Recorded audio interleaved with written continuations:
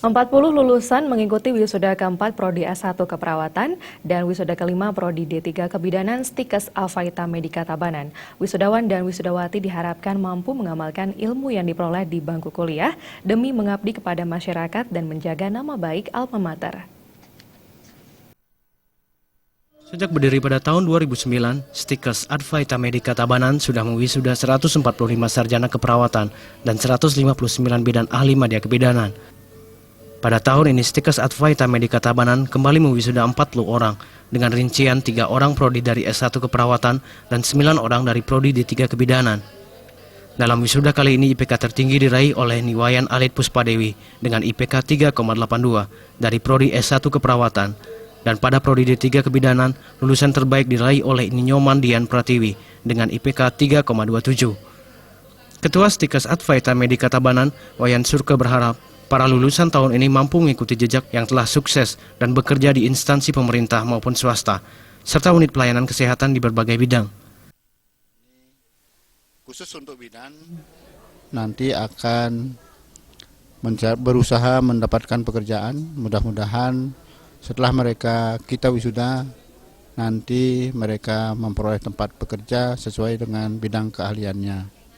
Namun untuk S1 keperawatan, mereka wajib untuk meneruskan ke profesi nurse, karena tanpa profesi nurse mereka belum bisa memperoleh pekerjaan dan tidak diterima untuk bekerja karena dianggap belum profesional.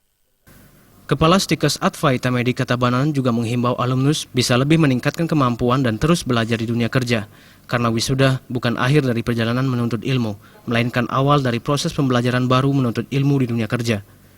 Bagi mereka yang lulus atau wisuda hari ini, jika nanti khusus untuk Diploma 3 Kebidanan, jika mereka memperoleh pekerjaan, bekerja di unit-unit pelayanan kesehatan, baik itu di praktek swasta maupun di rumah sakit atau di unit pelayanan kesehatan, baik pemerintah maupun swasta, tentu saya sangat berharap menghimbau kepada mereka agar senantiasa meningkatkan pengetahuan keterampilan agar juga sekaligus menjaga nama baik alma mater.